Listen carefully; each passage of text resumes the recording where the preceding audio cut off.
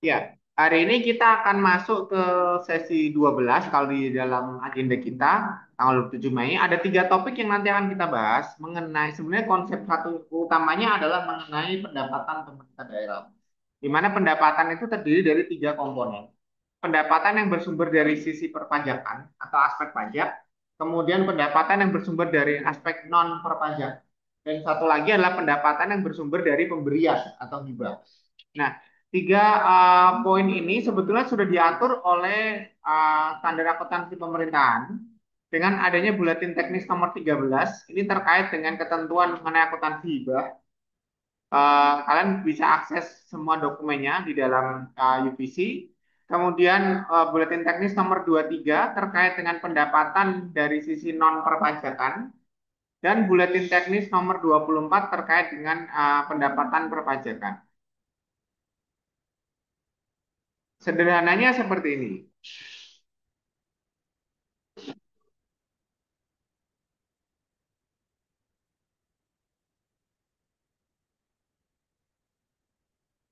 Nah, eh, sederhananya adalah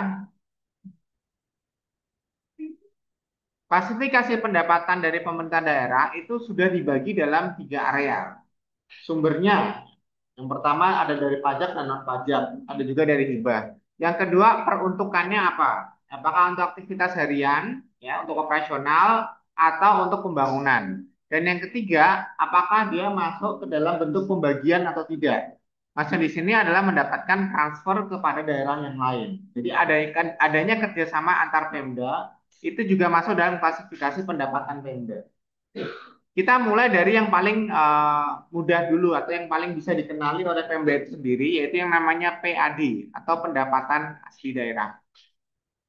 PAD atau pendapatan asli daerah sesuai namanya, karena asli daerah berarti pendapatan itu hanya didapat dari objek atau dari subjek pajak yang ada di wilayah tersebut.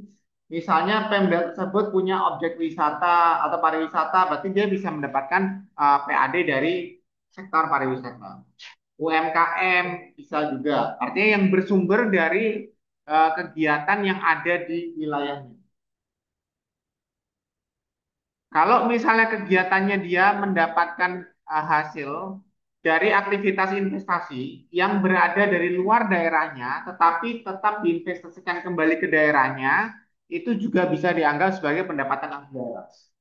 Sebagai contoh seperti ini, kalau kalian jalan-jalan ke area Cikarang dan Karawang, di situ biasanya ada spanduk atau baliho besar yang namanya gudang multifungsi.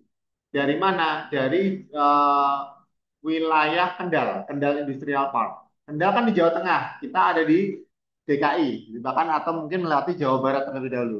Nah, ketika kita berinvestasi ke daerah Kendal tersebut, kegiatan kita tetap di sini, gudang kita tetap di sini, tetapi kita punya basis penyimpanannya ada di Kota Kendal. Nah, yang ada di Kota Kendal itu masuk dalam PAD-nya Kota Kendal, Pemdanya Kendal. Jadi betul-betul yang ada atau lokasinya ada di wilayahnya dia. Sekalipun kita transaksinya dari berbagai macam tempat. Kalian mau keluar negeri sekalipun ya, tetapi kalau gudangnya ada di DKI ya dia masuk ke PAD-nya DKI. Jadi ini adalah salah satu cara untuk meletakkan bagaimana kita bisa mendapatkan jaminan yang pasti terkait dengan pendapatan tersebut. Dan yang kedua ada pendapatan transfer. Pendapatan transfer ini kita mendapatkan dari yang namanya alokasi. Alokasi itu dapatnya dari mana? Dari pembagian yang dikeluarkan oleh Pemda lain kepada tempat kita. Misalnya kita kekurangan nih, kemudian ada Pemda tertentu kasih subsidi kita. Nah, itu masuk pendapatan transfer. Atau kita memberikan bantuan kepada Pemda. Namanya dana transfer. Dan yang lain-lain atau yang ketiga adalah jenis pendapatan yang di luar dari aktivitas kegiatan usaha, yang bahkan mungkin di luar dari aktivitas sehari-hari yang belum tentu setiap tahun ada. Contoh misalnya ada bikin kegiatan pameran yang mungkin terjadinya 5 tahun sekali. Nah, pendapatan dari kegiatan pameran tersebut itu bisa masuk pendapatan lain-lain. Kalau DKI pendapatan lain-lainnya mungkin nggak cuman pameran ya, dia ada misalnya kayak PRJ kan 1 tahun sekali itu sudah terjadwal. Itu bisa juga masuk pendapatan lain-lain, bisa juga masuk ke pendapatan asli daerah. Karena kegiatannya itu sudah menjadi objek wisata. Orang ke situ kan bukan untuk melihat belanjanya, tetapi sebagai bentuk acara pariwisata sebetulnya. Nah, pendapatan asli daerah contoh lain apa? Misalnya, yang nempel di daerah tersebut adalah hotel. Jelas kan, kan pasti hotel tuh lokasinya di situ, nggak bisa dibawa pindah, ya. Nggak bisa dipindahin kemana gitu, nggak bisa. Ya. Ada franchise-nya iya, tetapi kan setiap daerah pasti punya masing-masing. Pajak reklame atau iklan atau PBB P2, pedesaan dan perkotaan. Jadi PBB yang lingkupnya masih desa dan yang masih perkotaan itu masuk ke pendapatan Pemda. Kalau lokasinya di ibu kota itu tidak, PBB-nya beda lagi. Maka tarifnya berbeda. Pajak kendaraan itu juga masuk ke pemerintah daerah. Aturannya jelas, ya. Sudah punya undang-undang tahun 2009 dan sampai sekarang masih berlaku. Aturannya terkait dengan pajak yang boleh disubsidi atau boleh diserap oleh pemerintah daerah dari masyarakat. Nah, perhatikan karakteristiknya. Perhatikan karakteristiknya. Pajak karakteristiknya bersifat memaksa dan nggak bisa ada imbalan langsung. Contoh, kalian bayar pajak hotel, gitu kan. Mau nggak mau, ketika kalian nginep di sebuah hotel, pasti ketika kalian check out bayar, kan? Nggak bisa nyicil, bayar langsung gitu. Itu satu. Terus yang kedua, apakah ada imbal langsung? Apakah nanti pelayanan hotelnya langsung bagus atau tidak? Kan enggak. Tunggu mungkin 5-10 tahun ke depan. Kalau fasilitasnya bagus, mungkin kan dapat free facility yang enak gitu ya. Contoh nih yang misalkan yang paling banyak nih, itu terjadi di daerah-daerah yang punya kepulauan. Contoh Riau, Bintan gitu ya. Hotel sebelahnya langsung pantai gitu. Nah, itu salah satu akses. Kenapa? Karena mereka pembayaran pajaknya jauh lebih besar daripada kita yang di perkotaan. Kalian kalau kalau di sini di DKI begitu keluar hotel kan bukan pantai kan, banjir atau genangan. Nah, itu kan beda ya. Kalau yang mereka enggak, mereka bisa dapat langsung akses ke objeknya, tetapi mereka tidak perlu membayar pajak tambahan. Nah, bagaimana cara mencatat pendapatan perpajakan daerah? Yang pertama basisnya harus akrual. Jadi dia dicatat pada saat hak itu timbul, sekalipun dia belum dibayar. Jadi boleh pakai konsep piutang. Catat dulu, kemudian pendapatan untuk laporan realisasi anggaran itu diterima pada saat uang kasnya masuk. Karena realisasi anggaran itu basisnya adalah cash basis. Begitu duit masuk, masuknya ke pendapatan RA. Tapi kalau belum, baru dicatat ada transaksi gitu ya, maka harus diakui sebagai pendapatan. Sekalipun dia bentuknya belum dipastikan cashnya. Dokumennya ada dua, bisa SKP, surat ketetapan pajak, ya, karena kan kita membayar sesuatu nanti langsung dapat bukti pajaknya juga, atau SSPD, surat setoran pajak daerah. Ya, SKP dan SSPD ini sifatnya wajib. Tanpa ini pendapatan kalian tidak dianggap atau tidak dijadikan sesuatu yang sah. Artinya kalian belum melakukan penyetoran pajak ke negara. Problem mendasarnya adalah kalian tidak bisa klaim bahwa kalian menjadi penyumbang pajak kalau nggak punya SKP dan SPD. Ketika kalian menggunakan fasilitas sebuah negara, terus ternyata tidak punya dokumen ini, suatu hari akan ada kasus misalkan terusut di situ, kalian bisa kena masalah. Kenapa? Karena kalian tidak melakukan kewajibannya. Padahal sebenarnya mungkin sudah dipotong, tapi dokumen ini harus ada, harus tersimpan. Slipnya itu harus punya kalian. Untuk bukti bahwa kalian sudah bebas dari kewajiban pembayaran pajak. Berikutnya adalah pendapatan yang didapatkan dari di luar perpajakan. Yang pertama ada retribusi jasa umum. Misalnya apa?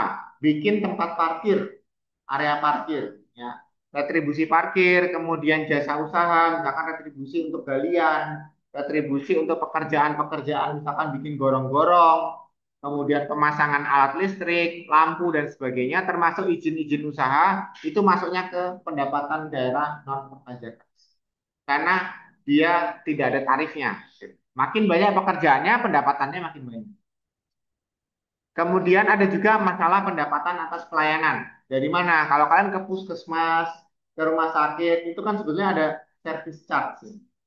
Sekitar 5% atau sampai 1,5% paling kecil. Nah, itu larinya kemana? Ke pemerintah. Bukan ke rumah sakitnya. Bukan. Bahkan pajak restoran ada yang service charge 1,5% itu larinya ke pemerintah. Pajak restorannya 10% buat apa? Itu sebagai cover PPN. Karena kalian makan sesuatu, misalkan di restoran ya, kan makannya makan barang mentah apa barang jadi? Barang jadi dong, kan gitu kan. Kan sudah ada perubahan, transformasi bentuk makanan gitu. Nah, setiap perubahan itu ada pertambahan nilai yang muncul, maka perusahaan atau PT itu wajib membayar PPN. Kecuali kalian datang ke restoran dikasihnya beras mentah, nah itu nggak bayar PPN, lebih murah. Gitu. Tapi kalau sudah jadi nasi sekalipun ya, itu sudah jadi pertambahan nilai, gitu kan. Harus ada PPN. Nah itu di covernya di pajak restoran misalnya itu. Tapi kalau ada service charge masuknya ke non perpajakan. Sama ada pemanfaatan aset daerah. Ini mungkin kalau di kita jarang, tapi kalau di daerah-daerah masih banyak. Misalnya ada sungai besar itu dijadikan sebagai objek wisata. Gratis. Masuknya gratis, tapi kalau kita mau jualan di area situ kita bayar. Nah, bayarnya itu masuknya ke pemanfaatan aset daerah. Mungkin kalian mau jualan apa Indomie kah, kopi kah gitu ya. Masuk ke situ mungkin bayar. Mau jualannya, tapi kalau akses ke tempat wisatanya tidak berbayar. Di kita mungkin paling banyak di Bogor. Ya, misalkan ada curug gitu kan, masuknya nggak bayar. Tapi kalau beli apa-apa di situ, ada orang yang jualan gitu ya. Orang jualan itu kan bayar di situ. Nah, ini berdasarkan transaksi atau pertukarannya. Nah, siapa Pak yang mengawasi ini semua? Nah, disinilah butuh petugas-petugas yang cukup terampil di Pemda. Makanya kadang ada orang-orang Pemda yang tiba-tiba belusukan sampai ke tempat-tempat wisata kayak gitu untuk memastikan bahwa mereka itu sudah bayar retribusi atau bukan petugas pajak lagi ya. Ini tugasnya orang Pemda, orang kecamatan kah mungkin orang kelurahan gitu. Kalaupun kita nggak tahu pasti ya, apakah uang yang diambil dari situ akan langsung masuk ke kantong mereka gitu ya, atau masuk langsung ke kantong negara. Yang pasti biasanya suruh bayar lewat transfer. Kalau transfer itu kan masuk ke negara, jelas gitu. Rekeningnya rekening pemerintah. Gitu. Tapi kalau bayar di tempat saya nggak tahu. Ya bisa rekening pribadi. Tapi dititipin juga bisa. Nitip kan misalkan banyak loh misalnya kita objek wisata ada pedagang mie ayam gitu belum tentu kita minta mereka transfer ke negara langsung ditransfer mendingan dititipin orang yang ngumpulin itu yang transfer ke negara itu juga boleh tapi saya rasa Indonesia belum 100% ya orang jujur seperti itu.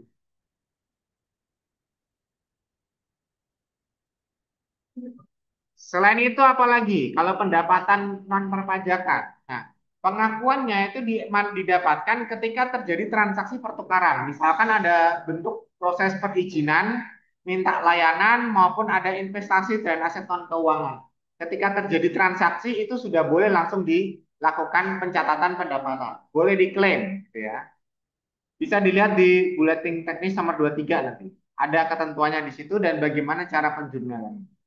Kan buletin teknisnya bisa di-download kan di UGC. Tadi pendapatan perpajakan sudah, pendapatan non perpajakan sudah. Nah, satu lagi ini pendapatan yang didapatkan dari donatur. Pendapatan hibah ya. Artinya dia dikasih, sukarela ya. Suka nggak suka pasti rela kan gitu ya. Dikasih kan hibah. Tidak mengikat, kan dikasih ya terserah mau dipakai buat apa. Biasanya nggak dikasih ketentuan, pokoknya kasih aja. Dan sifatnya bisa bantuan dari dalam negeri, bisa bantuan dari luar negeri. Nah, kalau bantuan dari luar negeri biasanya dia digunakan untuk tiga bentuk, kemanusiaan, sosial, maupun keagamaan. Nggak ada misalkan untuk bisnis, nggak mungkin. Gitu. Kenapa? Kalau untuk bisnis dia sudah punya ketentuan sendiri. Ada profit taking di situ. Kalau sampai itu dilakukan oleh pemerintah daerah, berarti di situ ada area atau ada ketentuan untuk melakukan yang namanya pencucian uang atau money laundering. Ya di sini harus dengan aktivitas yang tiga tadi, sosial, keagamaan maupun kemanusiaan. Bentuknya bisa uang, bisa barang, bisa jasa. Gak harus kasih duit, kasih barang pun bisa gitu ya. Contoh misalkan kita dikasih bantuan 10 set komputer, bisa. Dikasih 5 mobil untuk operasional. Gitu. Nanti nilainya berapa kita setarakan. Bahkan mungkin ada kalau saya nggak salah itu sebuah lembaga uh,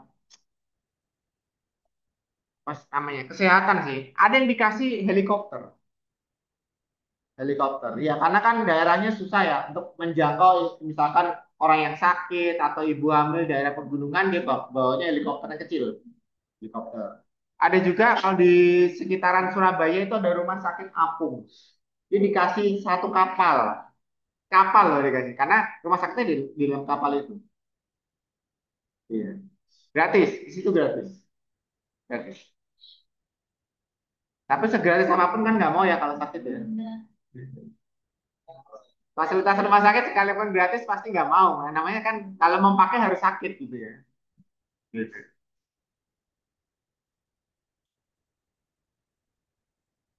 Bahkan kalau ada wacana gitu ya, ada yang mau dikasih misalkan daripada dikasih biaya kesehatan gratis, mendingan kasih biaya pendidikan gratis gitu kan. Karena kalau kesehatan sakit, kesehatan gratis belum tentu orang mau sakit gitu. Kemudian siapa sih sumber donornya? Bisa pemerintah pusat yang kasih. Saat ini 3 hari yang lalu ada press release APBN, dengerin nggak di TV? Nggak, pasti nggak sih. Atau di kanalnya Kemenq. Jadi setiap bulan Kemenq itu pasti melakukan press release APBN. Bulan Januari, Februari, Maret, April kita masih defisit minus. Bulan Mei baru kita surplus. Surplusnya baru 4,8 triliun. 610 triliun itu pendapatan negara, 608 triliun itu pengeluaran negara. Baru 2 triliun. Selisihnya 2 triliun dari selisih SBN atau penerimaan pembiayaan. Jadi kita baru 4 triliun lebih. Bisa turun lagi nggak? Bisa. Ya. Karena dolarnya sudah naik. Tadinya 15.000 jadi 16.000. Asumsi ekonominya sudah meningkat gitu.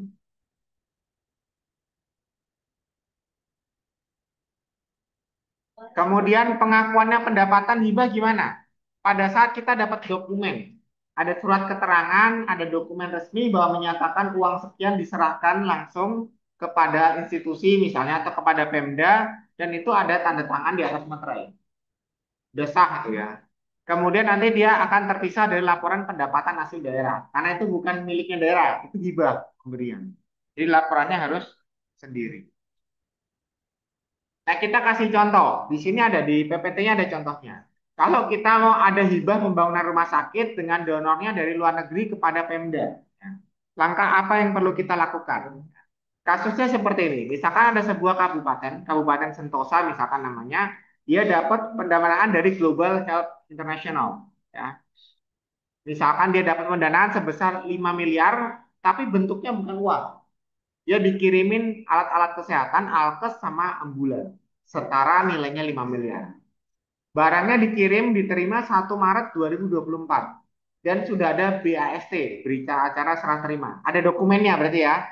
Nah, dokumen sudah nyampe, barang sudah sampai, nilainya juga setara 5 miliar ditandatangani oleh kedua belah pihak. Jadi dokumen sudah lengkap. Tetapi barangnya belum dicatat dan laporan keuangannya semester 1 itu belum masuk. Tapi barang udah nyampe. Nah, kalau yang seperti ini kasusnya kita bagaimana? Maka yang harus kita lakukan sebagai entitas akuntansi dari pemerintah adalah yang pertama dia harus mengakui bahwa ada pendapatan masuk sebesar berapa? 5 miliar.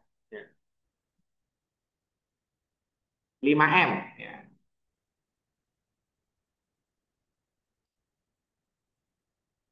Kemudian kenapa kita harus mengakui ini sebagai pendapatan hibah? Satu, syaratnya sudah ada dokumennya. Sudah jelas itu.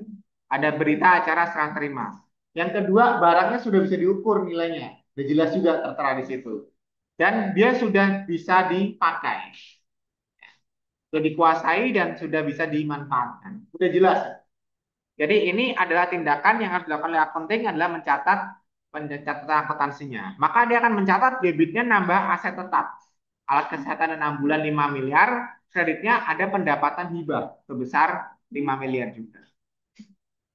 Di laporan realisasi anggaran itu tidak perlu dicatat karena alat kesehatan dan ambulan ini tidak dianggarkan. Dia dari awal kan tidak direncanakan kan kita mau beli senilai ini enggak. Jadi dia tiba-tiba datang, jadi masuknya ke laporan operasional aja dengan bentuk pendapatan hibah. Tapi kalau dia dapatkan dari cara direncanakan terlebih dahulu, diusahakan sendiri, maka nanti di RA dia akan muncul. Tapi dalam kasusnya ini dia tidak muncul. Nah, ada risiko apa kalau tidak dicatat? Yang pertama, sumber daya tersebut itu miss, ya, tidak tercatat, tidak terekod secara pasti. Sehingga ini akan menjadi masalah di akuntabilitas dan transparansi. Suatu hari kalau lembaga donornya datang nanya, kemarin kita kasih ini kemana bentuknya, ambulansnya. Gak mungkin kan kan tiba-tiba nyari ambulans second diklaim sebagai miliknya. Gak bisa kan gitu ya. Alat kesehatan mungkin bisa, alat kesehatan bisa rusak, bisa habis gitu ya. Itu barang habis pakai. Tapi ambulans nggak bisa. Jadi harus dicatat dan langsung dimunculkan dalam laporan keuangan. Nah, ini kalau ketemu, kalau tidak dicatat, ini berpotensi jadi temuan audit dan nanti bisa mendapatkan opini dengan pengecualian. Kenapa? Karena nilainya masih miliaran. Coba kalau nilai triliunan gitu kan. Laporan opini auditnya pasti jelek, udah gitu ditambah rompi kuning. Sorry, oranye gitu. Karena potensi korupsinya besar. Satuannya triliun ya. Jadi kalau kalian korupsi miliar masih belum. Menurut pemerintah ya. Satuannya triliun mereka. Kalau pajak enggak, satuannya 500 juta. Di bawah 500 juta aman, di atas 500 juta masuk pengintaian gitu. Jadi kalau mau menggelapkan pajak 499 masih oke. Di bawah 500. Ya, bagaimana cara mengatasi tantangan pengelolaan keuangan daerah? Yang pertama pastinya Pemda itu punya satu keterbatasan yang sampai sekarang belum bisa ditangani, yaitu jumlah SDM atau jumlah pegawai negeri yang membantu di lapangan. Satu itu belum tercukupi, yang kedua kemarin malah ada penangguhan ASN gitu. Iya, penangguhan yang tadinya sudah jadi calon ASN akhirnya diundur kan. Pas diundur itu akhirnya calon-calon tersebut mendingan dia keluar cari pekerjaan yang pasti daripada masih jadi calon pegawai negeri kan gitu. Akhirnya apa? Regenerasinya nanti terhambat lagi. Ini masalah baru kebetulan. Masalah kapasitas SDM ini juga mempengaruhi. Yang kedua, belum optimalnya pemungutan pajak dan retribusi. Kejadian yang kita alami di Indonesia dari kuartal 1 ya, Januari sampai Maret, sorry, sampai April itu masih minus kan penerimaan negara. Kenapa? Karena kesalahan sistem Vortex yang baru. Ya kan mulainya dari tahun 2025 ini. Vortexnya lama, aksesnya susah, sehingga menyebabkan wajib pajak males bayar pajak. Mendingan telat-telat gitu ya. Pada akhirnya sekarang mulai bounce back lagi, mulai dapat lagi. Mulai bulan Mei ini sudah surplus. Sudah sesuai target ya. Harusnya kan kalau seperempat tahun 25%, kita sudah masuk target 31%. Lumayan. Sebelumnya cuma 22%. Dan yang terakhir adalah masalah akuntabilitas dan transparansi. Nah, ini masalah personal. Kita nggak bisa memastikan bahwa apakah kepala daerah yang lulusannya bagus, berkualitas itu dia akuntabel dan transparan, kita nggak tahu juga. Namanya manusia kalau udah kena yang namanya harta, nggak bisa diprediksi. Orang kaya pun bisa melakukan hal yang nggak benar gitu.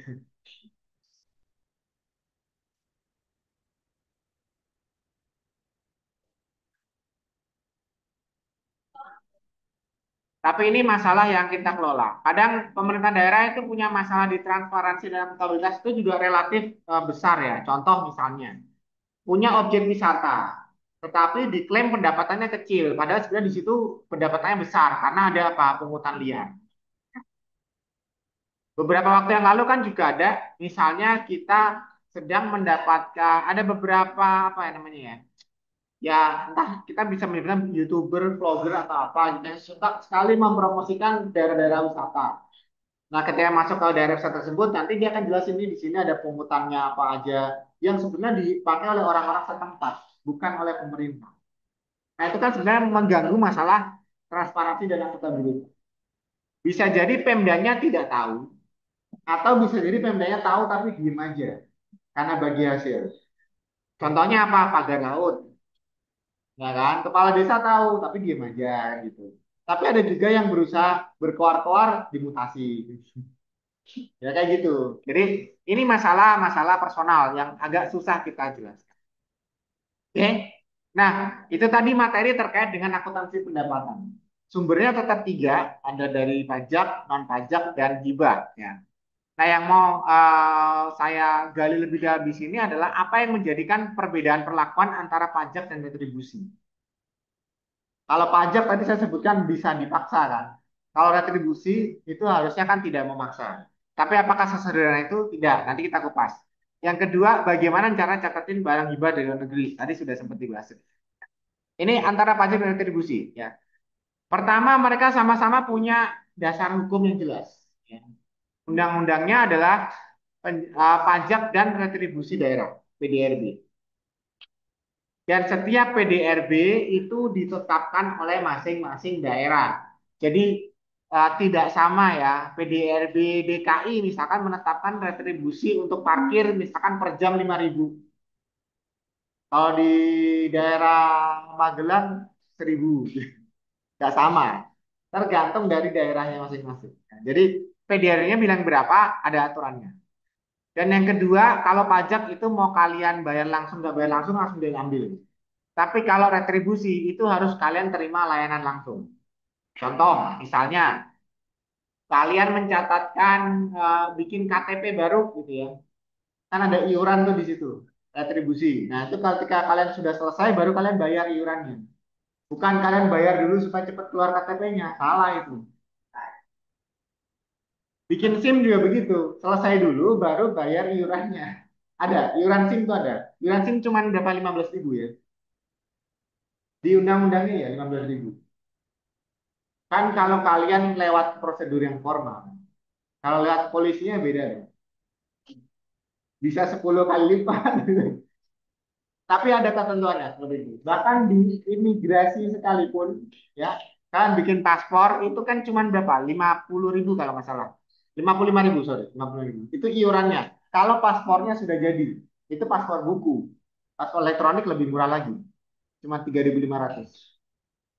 Kalau bayar yang resmi, bukan lewat calo, bukan lewat calo. Ya. Itu retribusi. Ya kan terkadang kan kalian lagi sibuk apa enggak kan gitu ya. Bahasanya polisi kan gitu kan. Kalau ada orang tilang lagi sibuk enggak. Dan kalau enggak sibuk ya ikut sidang tilang gitu. Kalau sibuk ya saya wakilin. Sama aja sebenarnya sama. Ya, basisnya adalah semuanya sama-sama ketika uang kas diterima. Pajak dicatat ketika kas diterima, retribusi ketika kas masuk juga diterima. Sama. Dia basisnya sama. Bedanya adalah manfaatnya bisa langsung dan satu lagi manfaatnya tidak langsung. Yang kedua, kalau ada hibah barang dari luar negeri, barang nih, gitu ya, barang ya, bukan uang ya. Kalau uang kan jelas ada bukti transfer, ETF, Electronic Transfer Funds, ya. Kalau hibah barang harus ada dokumen yang sah.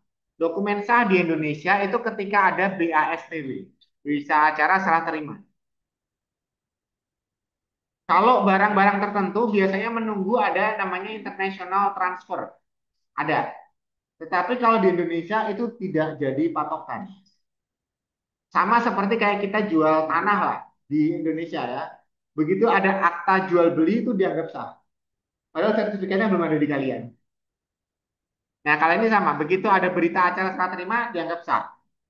Sekalipun barangnya masih dalam perjalanan, the way. Misalkan dikirim lewat laut kan mungkin datangnya 2 bulan, 3 bulan gitu. Gak bisa kan. Nah, tapi barang ketika surat itu udah nyampe, surat pakai email bisa. Ketika surat sudah nyampe, itu boleh disahkan sebagai barang. Jelas ya di situ ya. Terus nilai barangnya bisa diukur. Nah, pertanyaan saya ada siapa yang mengukur nilai barang? Pajak, betul. Apalagi banyak loh. Kalau dia masuk lewat keimigrasian, imigrasi. Kalau masuk lewat kepabeanan, isi bea cukai. Pintunya banyak, pintunya banyak. Yang penting dia bisa dipastikan nilainya berapa. Terus kemudian barangnya telah diterima dan dikuasai. Di situ biasanya ada bukti kepemilikan, ada fotonya dan sebagainya, pokoknya ada keterangan. Nah, catatannya di mana? Di laporan operasional. Kenapa? Karena dia digunakan untuk aktivitas, tidak di laporan realisasi anggaran. Ingat ya, kalau laporan realisasi anggaran ada kata anggaran, artinya kalian di awal tahun itu sudah berpikir kita mau nabung untuk bikin ini atau mau beli ini. Nah, kalau ini tidak direncanakan, ya berarti nggak boleh masuk. Jadi terjadinya atau didapatkannya itu kan tidak disengaja, gitu. Bukan disesuaikan dengan kepentingan kita, bukan di planning gitu loh. Dikasih. Kalau dikasih dia nggak boleh masuk realisasi anggaran. Indonesia kan paling tinggi kan di realisasi anggarannya. Karena segala sesuatu kita usahakan sendiri. Kita nggak bisa berharap hibah dari negara lain. Belum tentu gitu. Nah, oleh karena itu perlu berhati-hati. Karena hibah ini biasanya terjadinya cukup tinggi. Ya. Bahkan mungkin nanti kalian akan temuin di organisasi yang kalian mau kunjungi di lapangan. Pasti ada. Salah satunya ada. Bahkan termasuk kelurahan pun bisa dapat hibah dari luar negeri. Misalnya kayak gitu. Atau misalkan ada pendidikan tuh bisa juga dapat hibah dari luar. Oke, saya rasa itu ada yang mau ditanyakan dulu terkait materi hari ini. Saya belum ada latihan lagi, saya akan kumpulkan dulu karena ini baru sedikit-sedikit. Jadi nanti sekalian dong, jurnalnya biar agak banyak.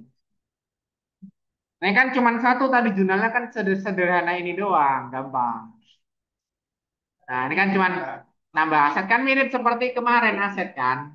Sebenarnya sudah ada di aset kan sudah ada. Tinggal ini pasangan asetnya itu apa? Hibah. Nanti ketika di apa namanya sudah mendekati akhir baru kita kumpulan semua satu transaksi yang lebih komprehensif. Ya, ya online. Atau mau omset juga boleh.